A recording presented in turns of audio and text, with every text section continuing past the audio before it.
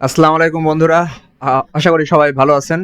আমরা গত ভিডিওতে দেখেছিলাম জাভা ভ্যারিয়েবল সম্পর্কে। আমরা একদম ক্লিয়ার এক্সাম্পল সহকারে সবকিছু দেখছি আমরা।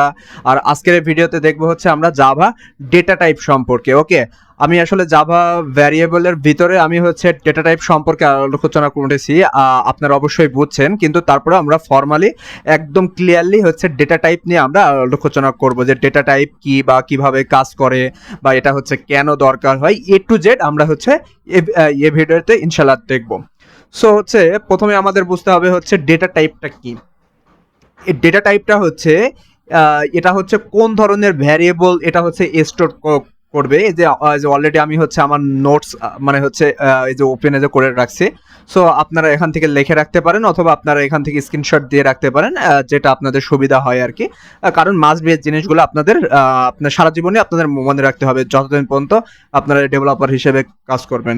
ওকে, সো এখানে আমরা প্রথমে বলতে পারি যে ডেটা টাইপটা কি। প্রথমে আমাদের জানতে হবে এটা, যে একটি ভ্যারিয়েবল যেটা ডেটা স্টোর করবে, ঠিক আছে। তারপরে কত মেমোরি ব্যবহার করবে, কোন ধরনের অপারেশন করা যাবে।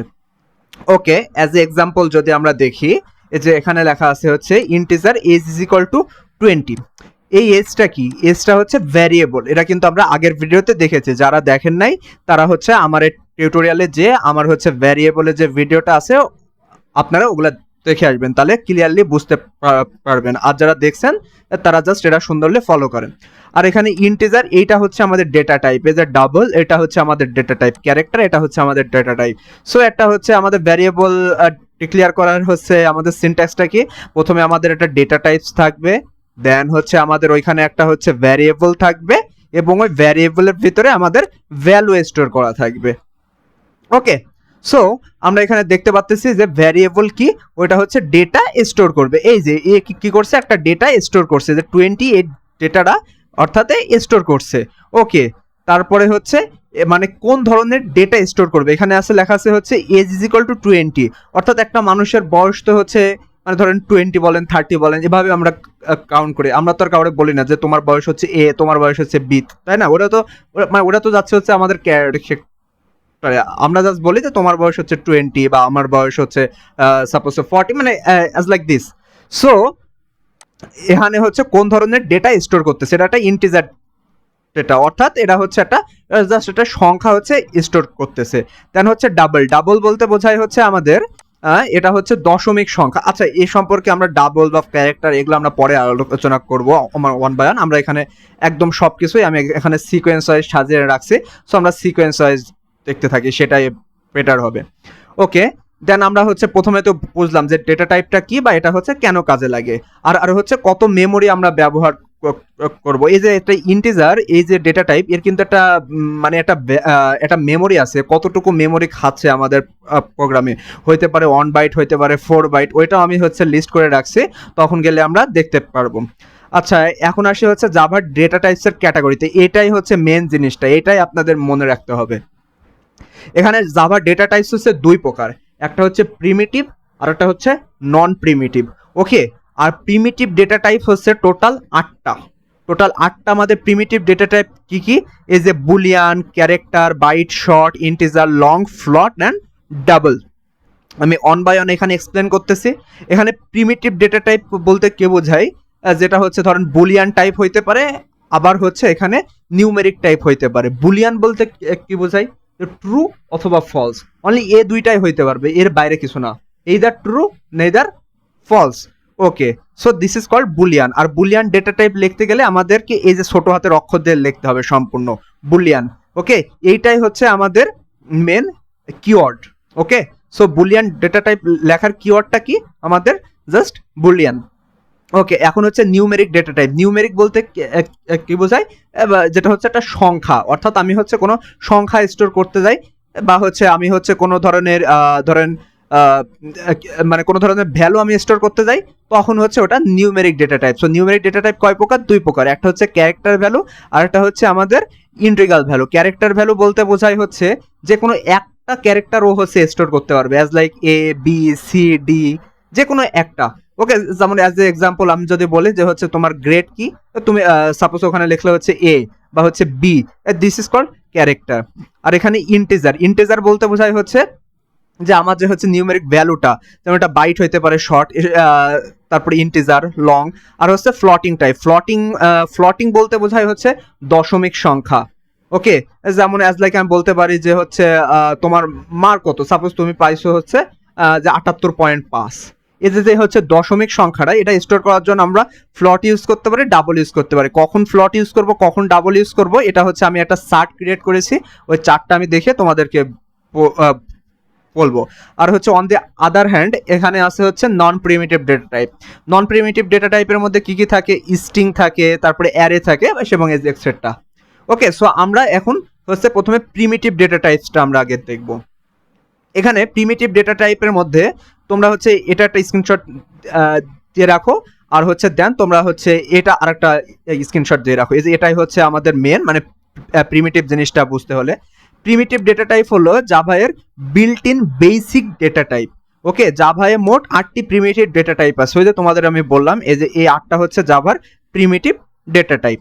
ওকে, সো 8টা এই যে ডেটা টাইপ আছে, এর কি কি বৈশিষ্ট্য, এর কি কি সাইজ কতটুকু, রেঞ্জ কতটুকু, আর হচ্ছে আমরা এর এক্সাম্পলগুলো দেখব। সো প্রথমে আমরা দেখি হচ্ছে বাইট নিয়ে। সো এই বাইট কি, বাইট হচ্ছে একটা প্রিমিটিভ ডেটা টাইপ। এর হচ্ছে সাইজটা কি, সাইজ হচ্ছে 1 বাইট। এই যে আমরা প্রথমে বলেছিলাম, খেয়াল আছে যে আমাদের ডেটা টাইপ কি, ডেটা টাইপ হলো এ কতটুকু মেমোরি ব্যবহার করবে, এই যে সেই আমাদের মেমোরির অংশটুকু, যে হচ্ছে এই বাইট হচ্ছে 1 বাইট মেমোরি আমাদের জায়গা খাবে। আমাদের 1 বাইট মানে কি, 1 বাইট মানে হচ্ছে 8 বিট। অর্থাৎ আমাদের প্রোগ্রামে আমি যদি বাইট দিয়ে কোনো ভ্যারিয়েবল ডিক্লেয়ার করি, আমি হচ্ছে বাইট ডেটা টাইপ ইউজ করে যদি কোনো ভ্যারিয়েবল ডিক্লেয়ার করি, তখন সে অনলি আর 1 বাইট অর্থাৎ 8 বিট ডেটা সে ইউজ করবে। ওকে, আর এগুলো আসলে খুবই ভালোভাবে মনে রাখতে হবে, কারণ হচ্ছে আমাদের যখন আমরা হচ্ছে কোনো প্রোগ্রাম ডেভেলপ করব, বা কোনো হচ্ছে ধরেন যখন বিশেষ করে ডিএসএ যখন হচ্ছে আপনারা শিখবেন, তখন এই জিনিসগুলো কিন্তু মাস্ট আপনাদের লাগবে। সো এখনই এগুলো আপনাদের মনে রাখতে হবে, একটু জাস্ট ভালো করে আপনারা দেখলে আপনারা জাস্ট বুঝতে পারবেন।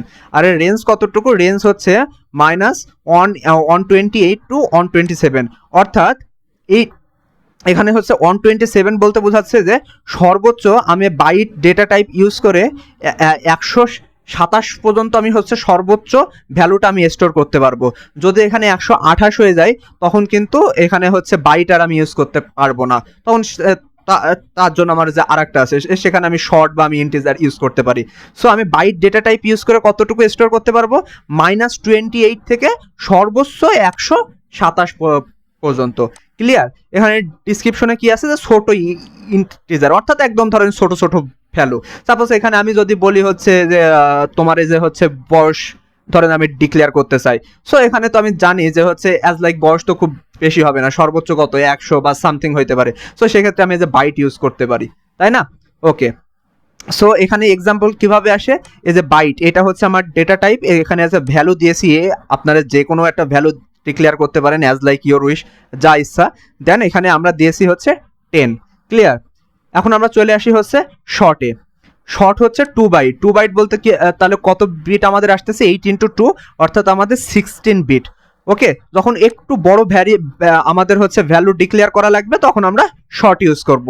এর শর্ট কতটুকু ভ্যালু ডিক্লেয়ার করতেছে, -32,768 থেকে 32,767 পর্যন্ত, অর্থাৎ এখানে মাইনাস এত ভ্যালু থেকে এত ভ্যালু পর্যন্ত। এখানে আমি যে বাইটেরটা দিয়ে অলরেডি এক্সাম্পল দিয়েছি, সো আপনি বুঝতেই পারতেছেন যে এখানে কতটুকু, এর রেঞ্জ কতটুকু, যেটা হচ্ছে স্মল ইন্টিজার ভ্যালু।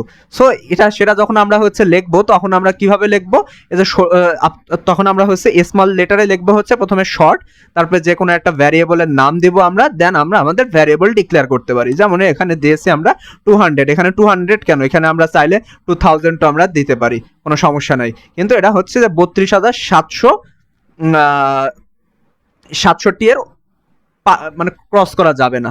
ক্লিয়ার? ওকে, সো এখন আমরা দেখি হচ্ছে ইন্টিজার সব থেকে বেশি ব্যবহার করা হয় হচ্ছে ইন্টিজার, মানে ইন জেনারেল আমরা ইন্টিজার দিয়ে সবকিছু করতে থাকি এরকম, কারণ হচ্ছে এটার হচ্ছে আপনার রেঞ্জ অনেক, ঠিক আছে, এর রেঞ্জটা হচ্ছে আমাদের হিউজ। যার কারণে বেশিরভাগ ক্ষেত্রে ইন্টিজার ইউজ করা হয়। কিন্তু ইন্টিজার ইউজ করলে কি হয়, আমাদের হচ্ছে সাইজটা কিন্তু বেড়ে যাচ্ছে, অর্থাৎ আমাদের প্রোগ্রামে মেমোরি কিন্তু বেশি খাওয়া শুরু করতেছে। আর হচ্ছে একটা যখন হচ্ছে আপনি একটা সফটওয়্যার ডেভেলপ করবেন বা কিছু ডেভেলপ করবেন, তখন এই জিনিসটা কিন্তু আপনার করা হয় যে আপনার স্পেস কমপ্লেক্সিটি বা টাইম কমপ্লেক্সিটি, অর্থাৎ ওই প্রোগ্রামটা যে কত তাড়াতাড়ি রান হইতে পারে বা কত কম ও মেমোরি ইউজ করতে পারে, মানে কত রিলায়েবল হবে আমাদের এই মানে প্রোগ্রামটা। হ্যাঁ, তো সেক্ষেত্রে আমাদের যে ক্ষেত্রে ইন্টিজার প্রয়োজন নাই সেক্ষেত্রে আমরা ইন্টিজার ইউজ করব না, যখন আমাদের যেটার প্রয়োজন তখন আমরা সেটা ইউজ করব। ক্লিয়ার? সো এখানে আমরা যদি এক্সাম্পল হিসেবে দেখি, এখানে আমরা দেখেছি যে হচ্ছে integer age is equal to 25। এখানে আমি হচ্ছে আপনাদের বোঝার সুবিধার্থে একদম সুন্দরভাবে চার্ট করে আমি এখানে এক্সাম্পল সহকারে আমি দিয়ে দিছি। তারপরে আছে এখানে লং।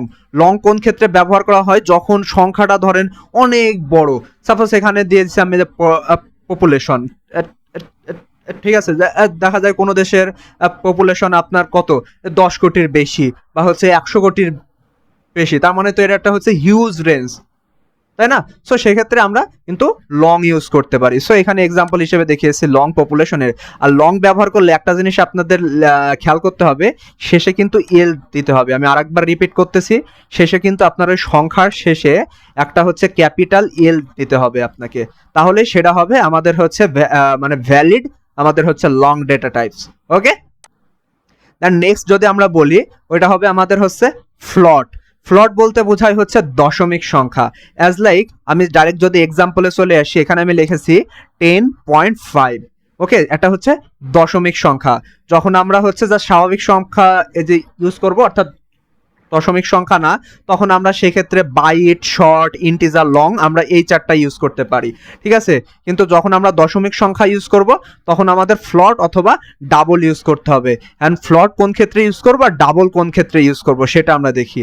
এখানে হচ্ছে ফ্লটের ক্ষেত্রে আমরা লিখেছি ফ্লট price is equal two 10.5। Suppose ধরেন কোনো একটা প্রোডাক্ট আপনি কিনতেছেন, ওই প্রোডাক্টের দাম হচ্ছে আপনাদের ধরেন যে 100.5 টাকা, মানে তখন সো আপনাদের এই যে ফ্লট ইউজ করতে হচ্ছে। আর মাস্ট বি আপনাদের মনে রাখতে হবে যে ফ্লট ইউজ করলে শেষে হচ্ছে আপনার স্মল লেটারে আপনার হচ্ছে এফ ইউজ করতে হবে। এই যে আমি আরেকবার মার্ক করে দেখাচ্ছি, স্মল লেটারে এফ ইউজ করতে হবে। ওকে, যেন আমরা চলে আসি হচ্ছে ডাবলে। ডাবলও আপনার হচ্ছে ফ্লট ডাবল, এটা হচ্ছে একই, মানে এতে আপনার ইউজ করা হয়, কিন্তু আপনার ডাবল ইউজ করবেন যখন আপনার লার্জ ডেসিমেল নাম্বার থাকবে আর কি। অর্থাৎ এখানে আপনি দিয়েছেন যে হচ্ছে ডাবল স্যালারি, অর্থাৎ স্যালারি তো একটা লার্জ মানে যে মানে হয়ে থাকে, তাই না? সো সেক্ষেত্রে আমরা ইউজ করতে পারি, যে দেখেন এখানে কি লিখছে যে 50,000 পয়েন্ট দশমিক, এখানে দেখছে 75।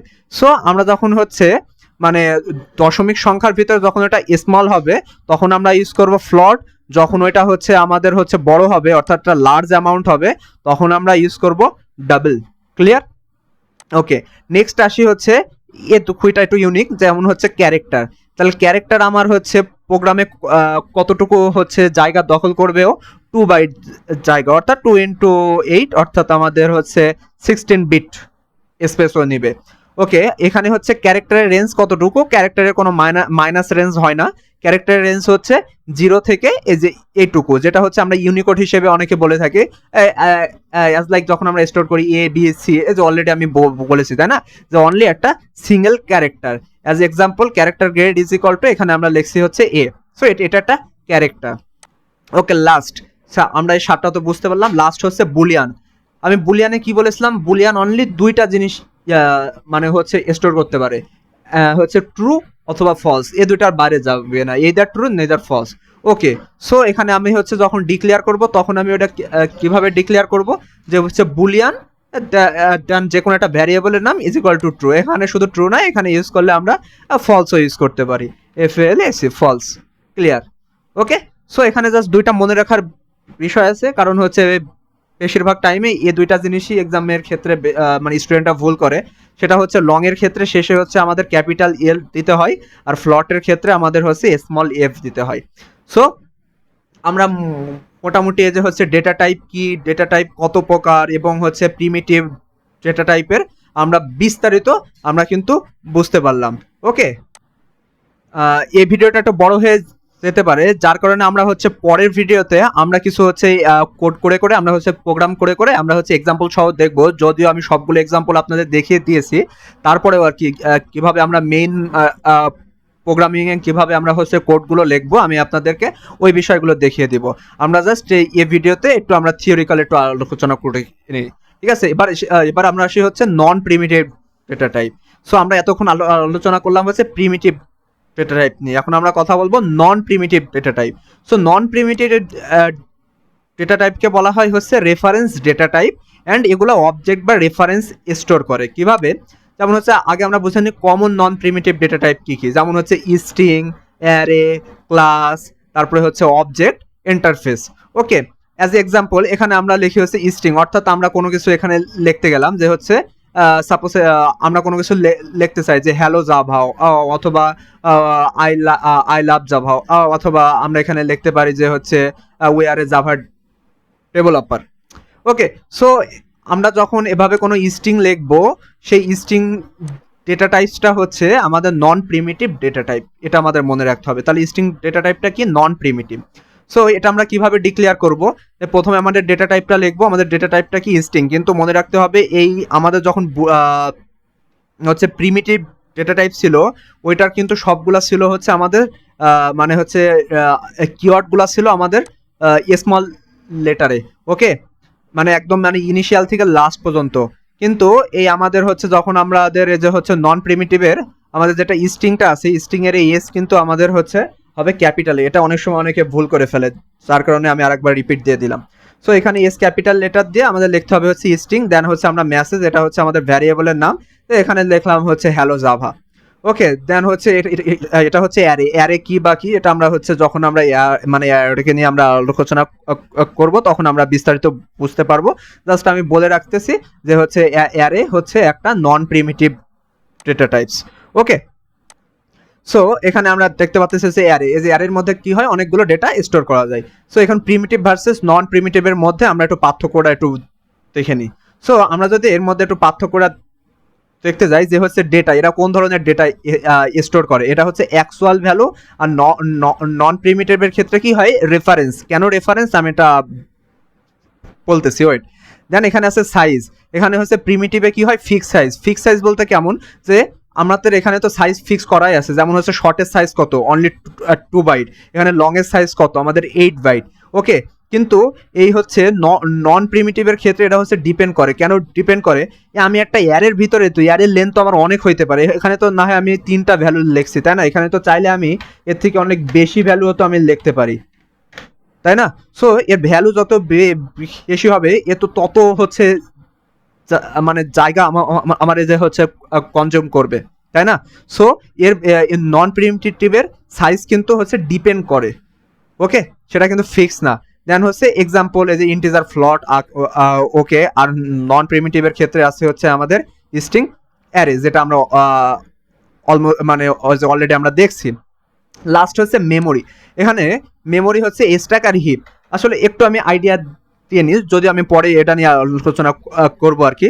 এখানে হচ্ছে মেমোরি বলতে জাভা ভার্চুয়াল মেশিন যখন রান হয় ওর ভিতরে অনেকগুলো মেমোরি থাকে, তার মধ্যে মেইন দুইটা মেমোরি হচ্ছে স্ট্যাক মেমোরি আর হচ্ছে হিপ মেমোরি।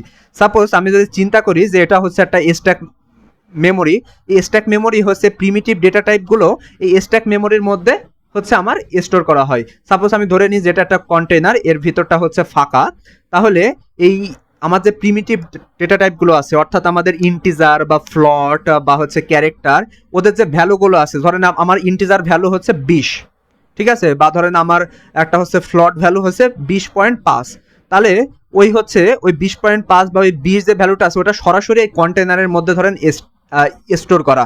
সো এই কন্টেনারটারে ডাইরেক্টলি আমরা বলবো হচ্ছে স্ট্যাক মেমোরি।